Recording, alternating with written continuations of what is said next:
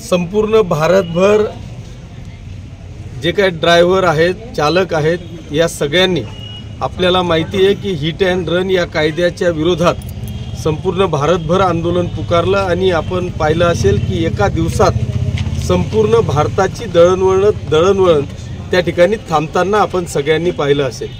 त्याचाच सगळा उद्रेक पाहिल्यानंतर तात्पुरत्या स्वरूपाची स्थगिती केंद्र सरकारने माननीय अमितजी शाह साहेबांनी त्या ठिकाणी दिली। परंतु स्थगिती दिल्यानंतर सुद्धा सर्व ड्रायव्हर बांधवांच्या मनामध्ये एक वेगळ्या पद्धतीची भीती आहे आणि ती भीती म्हणजे एक तर तुटपुंजा पगारावर तो काम करतोय। काम करत असताना घरी एक छोट्या लहान मुलांचा परिवार घरी असताना तो कुठेतरी जिल्ह्याच्या बाहेर आहे, राज्याच्या बाहेर आहे, देशात कुठल्या तरी कान्याकोपऱ्यामध्ये आहे आणि अशा ठिकाणी जर का त्याच्या हातून कुठला अपघात घडला तर त्याला डायरेक्ट हिट अँड रनचा कायदा लागेल अशी एक भीती त्याच्या मनामध्ये भरली आहे, त्याच्या परिवाराच्या मनामध्ये भरली आहे। अनेक ड्रायव्हर लोकांनी हा कायदा लागू झाल्याबरोबर आपलं लायसन्स तोडून फेकलेलं आहे। काही लोकांनी आपल्या स्वतःच्या गाड्या विकून कुठेतरी रोजंदारी करण्याचं पसंत केलेलं आहे आणि त्याच्यामुळे आज प्रचंड असा संभ्रम अवस्था संपूर्ण ड्रायव्हर बांधवांच्या मनामध्ये भरलेली आहे, त्यांच्या परिवारामध्ये ती भीती निर्माण झालेली आहे आणि तो कायदा रद्द करण्यासाठी म्हणजे असा इतका भयानक असा कायदा हा रद्द करण्यासाठी आपल्या तालुक्याचे मोहनभाऊ चौधरी आज त्यांच्या सर्व सहकार्यांसमवेत गेल्या 4 दिवसापासून आमरण उपोषणाला या ठिकाणी बसलेले होते। आपण त्याची दखल घेतली कारण आज एक आपला सगळ्या मराठी बांधवांचा अत्यंत महत्त्वाचा सण आहे, तो म्हणजे मकर संक्रांत। निदान त्यांची मकर संक्रांत तरी गोड व्हावी हा एक उद्देश डोळ्यासमोर ठेवून मी मोहनभाऊंची या ठिकाणी भेट घेतलेली आहे। त्यांना या कायद्याच्या संदर्भामध्ये निश्चितपणे सांगितलेलं आहे। याचं कारण असं आहे की केंद्र सरकार असो वा राज्य सरकार असो, कुठलाही कायदा करताना कोणावरही अन्याय होणार नाही याची काळजी केंद्र किंवा राज्य सरकार घेत असतं आणि तीच समजूत काढण्याचा प्रयत्न मी आदरणीय मोहनभाऊंचा आणि सर्व सन्माननीय चालकांचा केलेला आहे। मी त्यांना आश्वासित केलेलं आहे की येणाऱ्या अधिवेशनामध्ये मला वाटतं 26 का 28 फेब्रुवारीला एक 3-4 दिवसाचं अधिवेशन या ठिकाणी आहे। त्या अधिवेशनामध्ये असा कुठलाही निश्चितपणे कायदा हा झालाच पाहिजे। अनेक अशा घटना, कारण आज जर का आपण पाहिलं तर संपूर्ण देशामध्ये मला वाटतं कोविडची संख्या कमी पडेल एवढ्या मोठ्या प्रमाणात अपघात हे संपूर्ण देशामध्ये होतात आणि त्याच्यात जर का असे काही हिट अँड रनचे काही लोक कुठलंही कधी व्यसन करून गाडी चालवतात, बेपर्वाईने गाडी चालवतात, त्याचं उत्तम उदाहरण आपल्याला आपल्या तालुक्याचं गोराडखेड्याचं देता येईल। एक 10-12 वर्षाची निष्पाप मुलगी आमची त्या ठिकाणी नाहक बळी पडली। 2 असे लोक वारले की त्यांच्या घरात आज कोणीही करता माणूस शिल्लक राहिलेला नाही। अशा परिस्थितीत तो हिट अँड रनचा कायदा झालाच पाहिजे।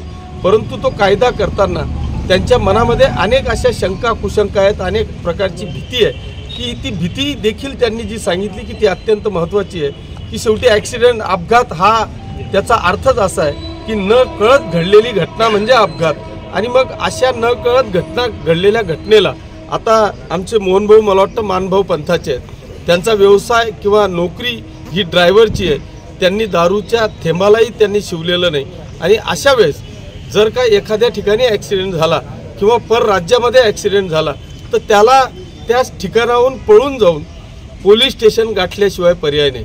कारण त्या ठिकाणी जर का थांबला आणि मॉब सायकोलॉजी ही वेगळी असते, त्या ठिकाणी जर का मॉब संतापला आणि त्या ड्रायव्हरचं काही कमी जास्त झालं तर मग मात्र नेमकं त्यांनी काय करावं हा प्रश्न त्याच्या समोर आहे। म्हणून अशा काही जाचकाठी आहेत। मला असं वाटतं की मग ते राज्य सरकार असो किंवा केंद्र सरकार असो, मला वाटतं अमित शहाजींनी हा कायदा पारित केलेला आहे। त्यांनी ह्या कायद्याविषयी निदान ह्या महाराष्ट्रभर आणि भारतभर ड्रायव्हर लोकांच्या मनामध्ये असलेला संभ्रम जर का दूर केला, निष्पाप लोक याच्यामध्ये कुठल्याही प्रकारे अडकणार नाहीत अशा पद्धतीचं आश्वासित केलं तर मला वाटतं एकही ड्रायव्हर हा रस्त्यावर येणार नाही। त्याच्या मनामध्ये जी असलेली भीती आहे, कारण आज त्याचा परिवार, बायको, मुलं किंवा आई वडील हे असं सांगताय की बाबा आपण रोजंदारी करून पोट भरू पण तुम्ही ड्रायव्हरकी करू नका, अशा पद्धतीचे त्यांना सुद्धा प्रश्न येत आहेत। आणि म्हणून आजच्या या उपोषण सोडवताना मी लेखी पत्रावर त्यांना लेखी दिलेलं आहे की आपलं जे काही म्हणणं आहे ते म्हणणं मी नेमकं राज्य सरकारपर्यंत पोहोचवेल आणि राज्य सरकारमार्फत केंद्र सरकारपर्यंत पोहोचवेल अशा पद्धतीचं आश्वासन आदरणीय मोहनभाऊंना दिलेलं आहे। आणि मोहन भाऊंनी देखील माझ्या ह्या आश्वासनावर विश्वास ठेवत आजचं हे त्यांचं 4 दिवसापासून चाललेलं आंदोलन हे मागे घेतलेलं आहे। मी त्यांचे आणि त्यांच्या सर्व सहकाऱ्यांचे मनापासून आभार मानतो, त्यांना धन्यवाद देतो आणि सगळ्यांना आजच्या या मकर संक्रांतीच्या शुभेच्छा देतो। येणाऱ्या काळात आपल्याला अशा पद्धतीचं आंदोलन करायची वेळ येणार नाही याची खात्री देतो आणि थांबतो। जय हिंद, जय महाराष्ट्र। थोडं मागे येऊन जाणार। नमस्कार मित्रांनो, ओनली ड्रायव्हर बहुमदत संघ सामाजिक संस्थाचं जे उपोषण लावलेलं होतं मित्रांनो, 4 दिवस झाले आज, तर आमरण उपोषण ठेवलेलं होतं। तरी आपले आमदार साहेब किशोरप्पा साहेब हे आले आणि त्यांनी आम्हाला लेखीमध्ये आश्वासन दिलेलं आहे की या कायद्याचा आम्ही वरपर्यंत तुमचा आवाज नेऊ आणि या कायद्यात काहीतरी आम्ही बदल करू आणि एक अमित साहेबांना बदल करायला लावू बा असं त्यांनी आश्वासन दिलं आणि मला एक लेखीही दिलेली आहे। तेव्हा मी हे उपोषण सोडलेले। जय हिंद, जय महाराष्ट्र।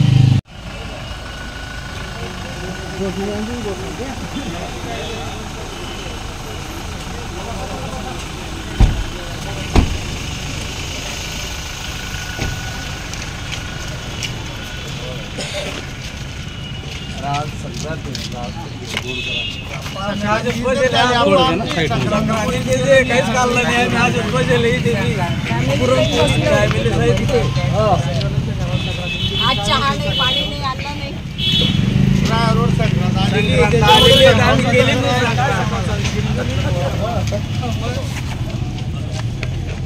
बोला बोला। न्याय पाहिजे भाई आता। बरं आप्पासाहेब 4 दिवस झाले इथं बसून, पण शासक आलेलं नाही, दवाखानेवाले सुद्धा येत नाही, त्यांना विनंती करावं लागते तेव्हा येतात ते आम्हाला जावाला। आज त्यांना चक्कर येतं, हे येतं, सकाळपासून आलेलं नाही। काल बी आम्ही 2दा तिथे गेलो तेव्हा ते आले। आप्पासाहेब म्हणायला गेलं तर हा जो काळा कायदा काढलाय याचा जर बारीक विचार केला तर भरपूर घटना त्याच्यामध्ये आहे। आमचे कमवते माणसं जर 10 वर्षासाठी जेलमध्ये जातील आणि आमच्याजवळ जर 7 लाख बॅलन्स असतात तर आमच्या माणसांनी ड्रायव्हरकी केलीच नसते आप्पासाहेब। आणि ते 10 वर्ष जर सपोज जेलमध्ये जातील, आता या दादांचं उदाहरण घ्या, ते जेलमध्ये हा मुलगा आहे, याला मुलं काय चिडवतील किंवा याच्या भावना काय राहतील, अरे तुझा बाप तर जेलमध्ये का, काही म्हणजे चोर सोडून संन्यासाला पकडण्यासारखं ही घटना आहे आमची। मग आम्ही रोजीरोटी काय कमवायची, काय खायची, किंवा रोडवर आमचे ड्रायव्हर बांधव कसे चालणार आहेत? म्हणजे हा कायदा रद्द झालाच पाहिजे। यासाठी आपलं महायुती सरकार आहे आप्पासाहेब, मी हात जोडून विनंती करते।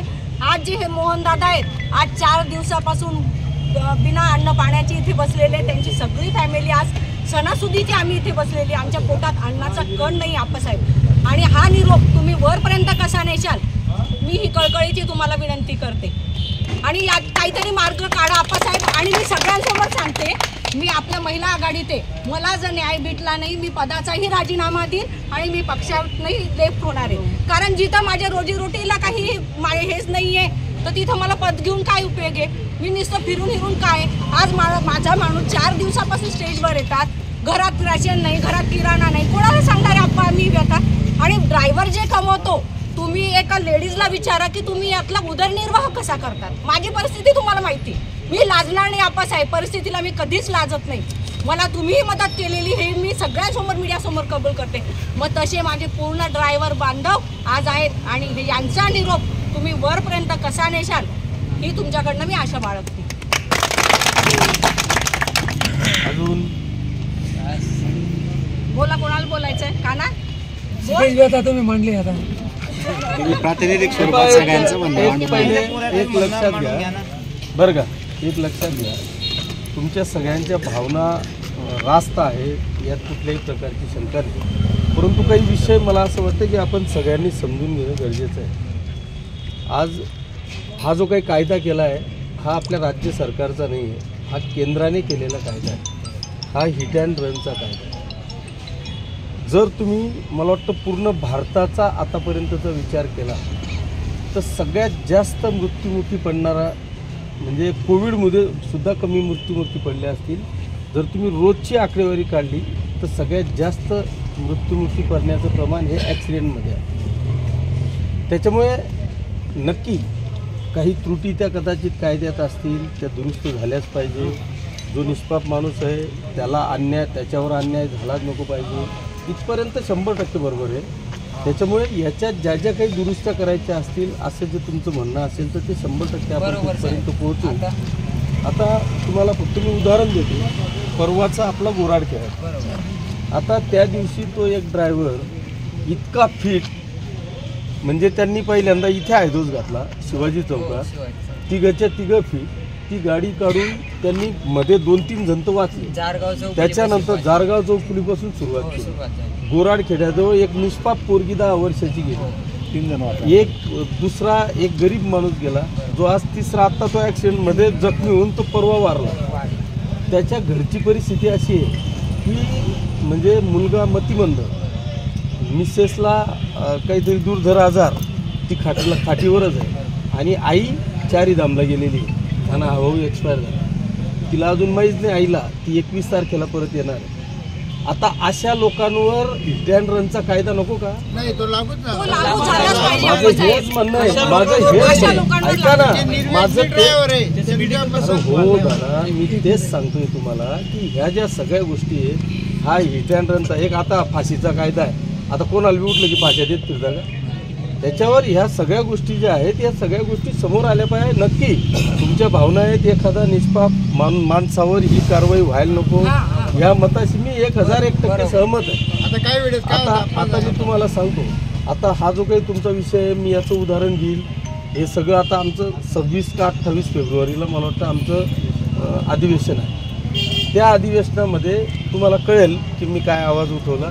त्याच्यामध्ये हा निश्चितपणे हा विषय घेईल. त्याच्यामुळे याच्यात आपल्याला ही अशा पद्धतीची दुरुस्ती ती होणारच आहे, ती करावी लागेल. कायदा रद्द करणं इतकं काही साधा सोपा विषय नाही. कारण विषय असा आहे की ज्या पद्धतीने तुम्ही मग ते मोटरसायकलवाला असू दे, का कारवाला असू दे, का ट्रकवाला असू दे, एखादा माणूस, आता एखादे असे काही तरुण पोर आहेत अशा मोटरसायकल चालवता की तुम्ही आता 4 व्हीलरवाले ड्रायव्हर आहेत, तुम्ही निष्पाप असताना एखादा मोटरसायकलवाला असा अंगात तुमच्या गाडीत घुसतो की ते समोर घुसून जातो. मग हेच आमचं म्हणणं आहे आता की मी तेच सांगते की ह्या ज्या काही गोष्टी आहेत त्या गोष्टींमध्ये आपण दुरुस्त्या करायला लावू. 100% दुरुस्त्या करण्याचा मी तुम्हाला शब्द देतो. महाराष्ट्र सरकारकडून त्या पद्धतीच्या शिफारशी केंद्रापर्यंत जातील याची ग्वाही मी तुम्हाला देतो. पण कायदाच रद्द करा असं जर तुमचं म्हणणं असेल तर त्याला मी काही सहमत नाही. याचं कारण असं आहे, कारण कायदा रद्द करणं हे कारण जी परिस्थिती आहे की अशा लोकांना तर शिक्षा झालीच पाहिजे. बरोबर, त्यांना तर आमचं आता सहमत आहे ना हा साहेब. अजून अंमलात पण आलेला नाही हा कायदा. बरोबर. तरी मी इथल्या PI ला सांगून, पाचोरा PI ला सांगून त्याच्यावर अशा पद्धतीचा गुन्हा दाखल करायला लावला की तो हिट अँड रन सारखाच आहे. बरोबर. सदोष मनुष्यवधाचा गुन्हा आपण त्याच्यावर दाखल करायला लागला की तो लवकर सुटणारच नाही. नाही, त्याच्यामुळे अशा लोकांना तर शिक्षा झालीच अशा लोकांना उलट ते केलं ना तुम्ही, तुमचं उलट अभिनंदन आहे अशा लोकांना केलं. तर ते तसं होणार नाही याची आपण काळजी घेऊ ना. दारू पिलेला त्याला शिक्षा झालीच पाहिजे. जे ड्रायव्हर काही निष्पाप राहतात त्यांच्याकडून ऍक्सिडेंट होऊन जातात, कारण त्यांना हाऊस राहत नाही ऍक्सिडेंटची, ती कळत न कळत होऊन जाते. त्याच्या ड्रायव्हर नाही एक लक्षात आता गाडी विमा काढलेला राहतो. ऐका ना, ऍक्सिडेंटचा अर्थच तो आहे, बरोबर. न कळत घडणारी घटना त्याला ऍक्सिडेंट. पण अशा पद्धतीने चालणाऱ्या लोकांवर हा हिट अँड असं सांगितलं तुम्हाला पाहिजे. हा तो जो काही असा जो उल्लेख आहे ना, किंवा हा जो काही संभ्रम, हा जो काही संभ्रम भारतभराच्या ड्रायव्हर लोकांच्या मनामध्ये जो आलेला आहे ना, तो संभ्रम हा दूर केला पाहिजे. हो, बरोबर. त्यांनी याच्याकरता कायदा मांडला आपण पाहिजे. आपण त्या पद्धतीची नक्की मी तुम्हाला सांगतो ना, राज्य सरकारच्या वतीने आता मी अधिवेशनामध्ये तो विषय घेईल. अधिवेशनात तो विषय घेतल्यानंतर राज्य सरकार त्याची मला खात्री आहे की त्याचं गांभीर्याने दखल घेतील आणि दखल घेऊन तो आपल्या फक्त शिफारशी जातील प्रत्येक राज्याच्या जसं की यांनी काय केलं पाहिजे. एक क्लिप शाह साहेबांची जी तीच फक्त फॉरवर्ड होऊ राहिली, पुढे येऊ राहिली. पण नवीन बाई याच्यावरती आम्ही बदल केला की हे 4 व्हीलरला नाही, तसं काही नाही, असं म्हणजे आलंच नाही काही. तर पण त्याच्यावरती काहीतरी जसं तुम्ही बोलू राहिले हे योग्य आहे. कायदा तर रद्द होणार नाही हे बरोबर आहे, पण निष्पाप ड्रायव्हरांना याची नको झालं पाहिजे, याच्यावर बदल झाला पाहिजे. त्याचं वाटलं तर जो ड्रायव्हर पिलेला आहे त्याचं तुम्ही मेडिकल करा, त्या ड्रायव्हरचं लायसन रद्द करा, त्याला 10 वर्ष सोडून 20 वर्ष सजा द्या, त्याला सहमत आहे आम्ही. म्हणजे ते तरी उलट आमचे तरी ड्रायव्हर भाऊ पेणार नाही, आम्ही पेणार नाही असं. आता मी तर मान भाऊ मी तर काहीच चालत नाही. मला येऊन नाही का ना मोटरसायकलला ठोकणार आहे. आज मी 7 लाख रुपये कुठून आणायचे आणि 10 वर्ष सजा केली, मग माझ्या मुलांनी कुठे जायचं. आजच ते एक साधारण शाळेत जातात ते ना, इंग्लिश मिडियम ना काही नाही. दर महिन्याला रेशन तांदूळ भेटतो असं जावं. निष्पाप लोक येत होतात त्याच्यात. मी तुम्हाला सांगितलं त्या पद्धतीने बरं. तुम्ही काळजी नाही करा. मला असं वाटतं की आज चांगला सण आहे, आज आंदोलन मागे घ्या.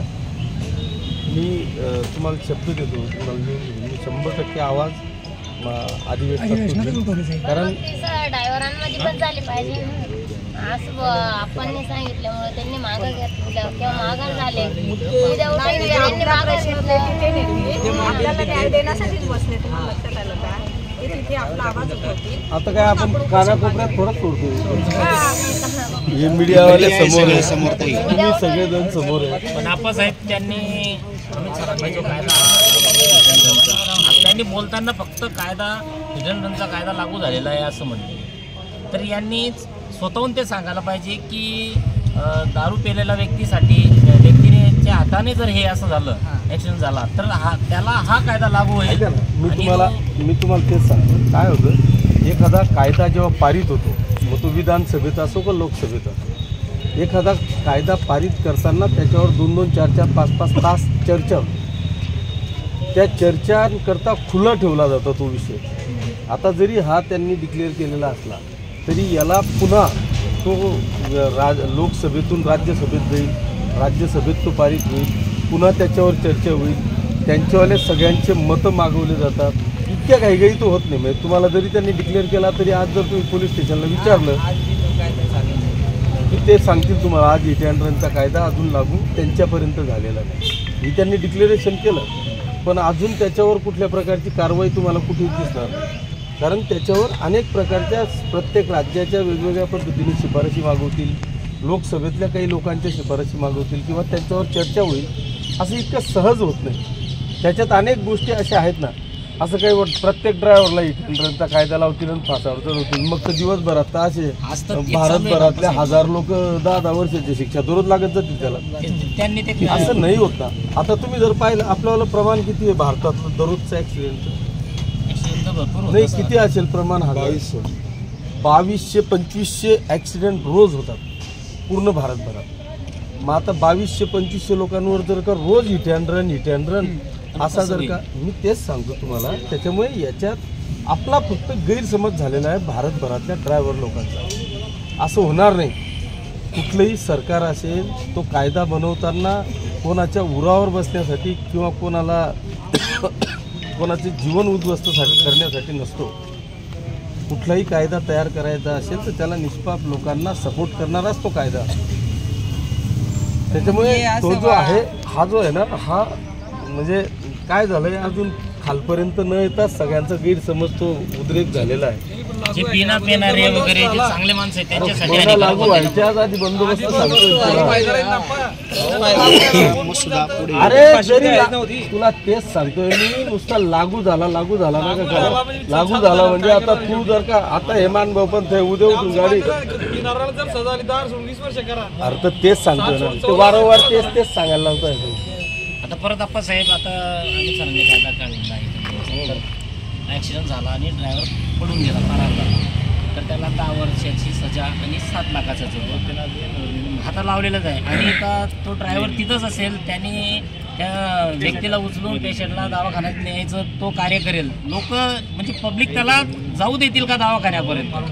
त्याला तर त्या व्यक्तीला जाण्याच्या आधीच पेशंटला त्यालाच आउट करून टाकतील. हे पण सरकारने थोडी त्याची दखल घ्यायला पाहिजे. कारण ड्रायव्हर तो पडतो एवढ्यासाठी, त्याला पैसे भरावे लागतील एवढ्यासाठी नाही पडतो, त्याचा जीव वाचवण्यासाठी त्याला पडावं लागतं. एवढं सरकारने विचार करायला पाहिजे. ते काय होतं, जिथं ॲक्सिडेंट होतो तिथं ड्रायव्हर नवीन राहतो, त्याला पोलीस स्टेशन कुठे माहीत राहत नाही. तो जीव वाचवण्यासाठी पहिले कुठेतरी दुसऱ्याकडे जातो, तिथं लेट हजर होतो. त्यामुळे तिकडे जातो, तिकडच्या स्टेटला माणूस इकडे देतो, त्याला लँग्वेज समजत नाही. पहिला मुद्दा तो कोणाला विचारेल, त्याला विचारला तो मारणार, त्याच्यामुळे तो पित्तीतून पळ काढतो, त्याच्यामुळे त्याला समजत नाही. त्यामुळे तो हा कायदा त्याला कसं काय कुठपर्यंत जीव वाचवण्यावर पळणारच आहे ना. आपल्या भारत देशात सगळ्यात कमी पगार म्हणजे तर ड्रायव्हर भावाला आहे, सगळ्यात कमी पगार. लोकांना असं वाटतं की तो ड्रायव्हर मालकाची गाडी घेऊन जातो आणि त्याला काहीतरी 1-2 लाख रुपये दर ट्रिपमध्ये मिळतात बुवा, असं त्यांना वाटतं. पण ते तसं काही नाही. मी 9-10 हजार रुपये पगार त्या ड्रायव्हर भाऊला, त्याच्यामागे त्याची फॅमिली सगळं काही त्याला करायचं राहतं. आणि जर का असं झालं, हा जो भ्याव आहे दाखवलेला सरकारने आणि जे दाखवूनच दिलेलं आहे की हिटरन कायदा 7 लाख 10 वर्षाची सजा आणि 7 लाख रुपये, तर याच्यामुळे ड्रायव्हर भाऊ आतल्या आत मरायला लागले, आज रोडावर येत नाही आहे. तर सरकारने जर हे क्लिअर करून दिलेलं की बा दारू पिलेल्या व्यक्तीला हा कायदा लागू होईल किंवा कोणी उगीचच फालतूगिरी नाही असं काही झालं तर त्याला हे होईल. आणि जे काही सगळे चांगले ड्रायव्हर भाऊ आहेत सगळेच पिणारे नसतात. आता मोहन चौधरी साहेब हे पण शुद्ध शाकाहारी आणि मानवबंती माणसं आहेत. तर असं क्लिअर करून द्यायला पाहिजे. आता मला एक सांगा, पंतप्रधानचा ताफा निघाला किंवा अमित शहाचा ताफा निघाला आणि त्या ताफ्यामध्ये मध्येच कुठतरी एखादी दोरी येऊन गेलं आणि त्याने ब्रेक मारला आणि हे मागचे धडाधड त्याच्या अंगावर चालले गेले, सगळ्यांना फासावर लटकून दिली. तसंच होतंय ना सर, कधी कधी तेच सांगतो, तुम्ही तो गैरसमज काढा डोक्यातून. कधी कधी आता त्या अमित शहाच्या ताफ्यातल्या त्या सगळ्या लोक एकमेकांवर धडकले. मग आता त्यांच्यावर रिटर्नचा कायदा आणि लगेच 10 वर्षाची शिक्षा आणि प्रत्येकाला 7-7 लाख रुपये दंड. असं नाही होत दादा. मी तुम्हाला तेच सांगतोय की हा ऍक्सिडेंट आहे.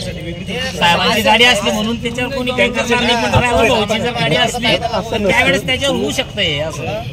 एक लक्षात, या सगळ्या ज्या काही गोष्टी आहेत ना, मी तुम्हाला तेच सांगतोय की हा विषय, पहिला विषय म्हणजे तुम्ही जो काही गैरसमज करून बसलेत ना, तो गैरसमजच आहे.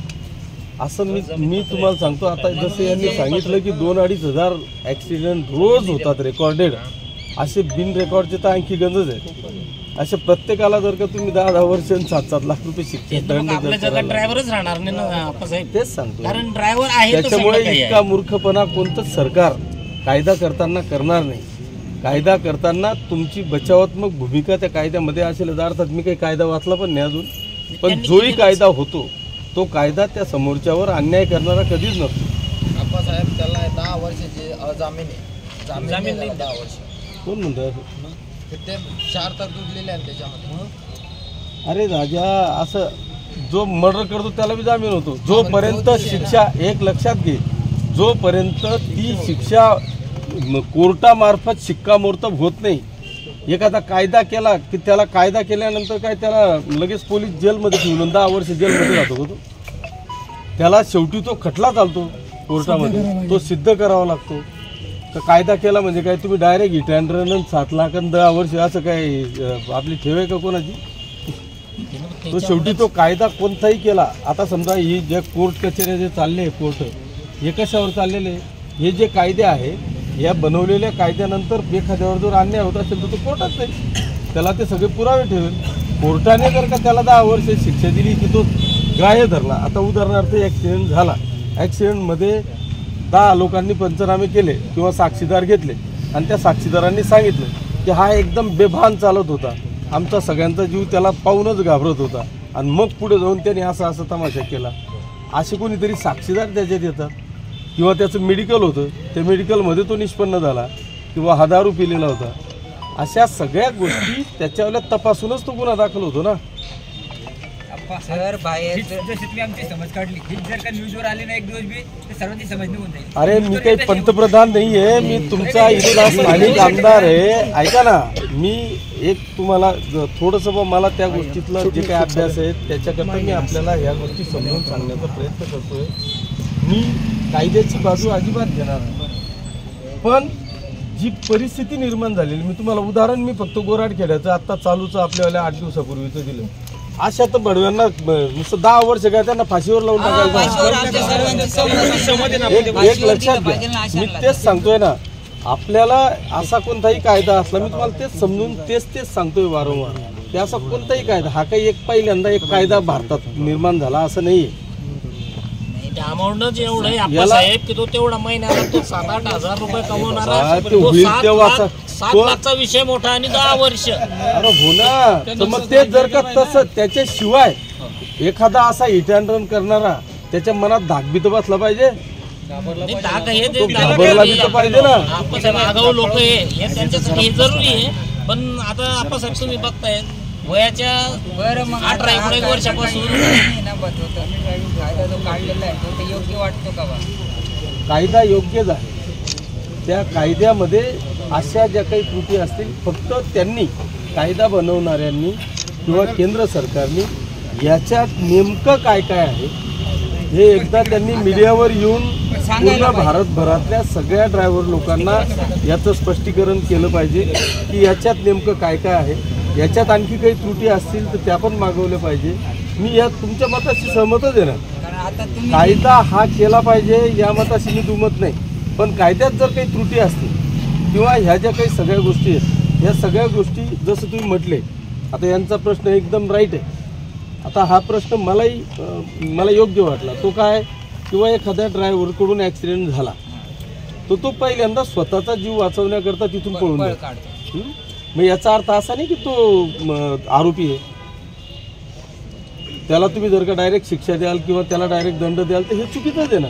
असे जे काही पॉईंट्स आहेत ना, हे पॉईंट्स आपण राज्य सरकारमार्फत केंद्रापर्यंत पोहोचवू ना 100%. हे असे काही जे योग्य पॉईंट्स आहेत ना, त्याच्यात एक वाक्य असं काय बाप्पा साहेब, कोरोना काळात जे ड्रायव्हर काम केलेलं आहे ते काम केल्यानंतर या असा कायदा नको पाहिजे हो असं. ते त्याच्यावरच ना काय कायदा होईलच, फक्त कायदा रद्द होणार नाही. मला सांगा फक्त तो जो कोरोना कायदा, काळात सर्वजण घरी बसलेले होते, पण ड्रायव्हर ॲम्ब्युलन्स म्हणा कुठलीही सेवा म्हणा तात्काळ कुठलाही फक्त ॲम्ब्युलन्सवालेच बाहेर होते, आपण सगळेजण घरी. नाही हो नाही हो, आम्ही चाललेलो आहे कोरोना काळात. आम्ही किराणा पुरवलेलं तुम्ही अरे कोणी भाड्यावर एक तुमच्या गाडीच मोफत आले पाहिजे. ॲम्ब्युलन्स वाला होतात ना, आपण कोण होतं, सगळ्या गाड्या वाहने सगळं बंद होतात ना, कोणी बस गाडी. ड्रायव्हर चाललेला आहे आप्पा, असं कोणीच चाललेलं नाही. बरं चांगलं झालं. आमचं म्हणणं आता आपण आमची ज्या समस्या आहे ना यावर मांडा तुम्ही आणि आमच्याकडून हे करा. तुमच्याकडे अपेक्षा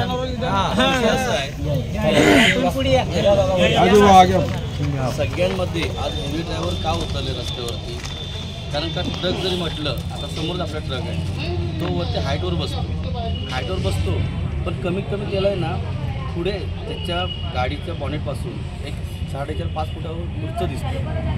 पण काही ठिकाणी परिस्थिती अशी येते की एखादा बाईकवाला आहे ना, किंवा बाईकवाला किंवा रिक्षावाला पटकन टर्न मारतो किंवा काय होतं स्पीडमध्ये. आणि विषय कुठे येतं माहिती आहे का, गाड्या लोडेड असतात, पटकन ब्रेक लागत नाही, कधी कधी अचानक ब्रेक दाबल्याने ब्रेक फेल पण होतो. तेव्हा त्या ड्रायव्हरची चुकी नसते, पण जे जमतो होते त्या परिस्थिती. आता आकस्मिक गोष्ट घडते त्याला आपण अपघात म्हणतो, पण तिथं तो जमतो तो एकत्रितपणे ड्रायव्हरचा विचार करत नाही, तो पहिला ड्रायव्हरला मारतो. तो जरी बाईकवाला जरी पटकन जर ट्रॅफिकमध्ये जर पटकन घुसला तर एकाच्या कोपऱ्यावरती आपण राईट साईडला ड्रायव्हर बसतो, त्याला तो कोपऱ्याच्या खालचा कोण दिसत नाही. आरसा जरी म्हटलं तरी तो म्हणजे जो बॉनेट असतो ना, म्हणजे जो दरवाजा असतो त्या मागचं पासून दिसतो, तर तो बाईकवाला दिसत नाही. पण अशाही काय होतं माहिती आहे का, पहिला ड्रायव्हरला पकडला जातो आणि मारला जातो. त्याच्यावरती काय तुमचं नाही सांगितलं ना मी, तो ड्रायव्हर तिथे थांबतच नाही, याच्याकरताच थांबत नाही की त्याला मारलं जातं. आता हे पहा, हा जो विषय आहे ना, हा काही कायद्याच्या पलीकडचा भाग आहे, तिथल्या परिस्थितीनुरूप ते डिपेंड आहे. आता मी तुम्हाला सांगतो, मी जसं मी गुराडखेड्याचं उदाहरण सांगितलं, त्या पोरांचं नशीब की तिकडून 2 मिनिटात पोलीस गाडी येऊन गेली, कुठून तरी येत होती जळगाव. आता त्यांनी काय केलं, ती परिस्थिती पाहिली मॉबची, त्यांना पोलीस गाडी टाकलं आणि इकडे पाठवलं. जर समजा तिथं जर पोलीस गाडी आली नसती तर त्यांना जेलमध्ये पण जायची वेळ आली नसती. तिथं हा कायदा कसा आहे माहिती आहे का, ज्याच्या हातून अपघात होतो आणि तो जर तिथे जगावला तर हा कायदा लागू होतो. पण हेवी ड्रायव्हर का घाबरतो की हेवी ड्रायव्हरच्या हातून जेव्हा अपघात होतो, म्हणजे एक आकस्मिक जेव्हा अपघात जेव्हा होतो तेव्हा समोरचा बसण्याची शक्यता ही 99% कमीच असते. जेव्हा आता आपण बोलले बा तिथं ॲक्सिडेंट झाला आणि ते गावातले लोक सांगतील बा हा ड्रायव्हर जोरात होता का हा. आता मी जर कर्नाटक गेलो तिथे ॲक्सिडेंट झाला तर ते कर्नाटकले लोक माझी बाजू धरणारच नाही ना. ते त्यांच्या गावातले पेशंट राहील ते त्यांचीच बाजू धरतील, ते सांगतील ये ड्रायव्हर पिया था, ये ड्रायव्हर बहुत जोर से आ रहा था. मेडिकल होतं ना, मेडिकल मी झालं तर आज मी मारकडी माझं मेडिकल येईल बा पिलेला नव्हता. पण मग मी तेच सांगतो की बा जो पिलेला आहे त्याचं मेडिकल करा, त्याच्यावरती हा कायदा बा याच्यात बदल करा बा, काहीतरी बदल झाला पाहिजे. मारायचं तर आज बी होतं, काही कायदा झाला असं नाही. कारण तिथली मॉब सायकोलॉजी वर्षापेक्षा जर का कमी शिक्षा असेल तर यांना अटक करायची पण गरज नाही. तो बेलेबल झाला, हा नॉन बेलेबल झाला, याला सेशन कमिट आहे, सेशनमध्ये ही केस चालेल. नॉन बेलेबल याचा अर्थ असा नाही की तुम्हाला बेलच मिळू नये, फक्त तो सेशन कमिट होतो, त्याला बेल तुम्हाला लगेच सेम डे बेल मिळू शकतो. असं कोण म्हणतात? जसं मी आता जो काही हा इथला गुन्हा आपण दाखल केला तर याला सगळेजण साक्षीदार आहेत की याला हिट अँड रनमध्ये त्याला फिट बसवलं त्याला, की मग त्याला बेल होण्याकरताही हे म्हणतील की याचा बेलच नको झाला पाहिजे, मग पोलीस तुम्हाला त्या पद्धतीने देतील रिपोर्ट. बेल असं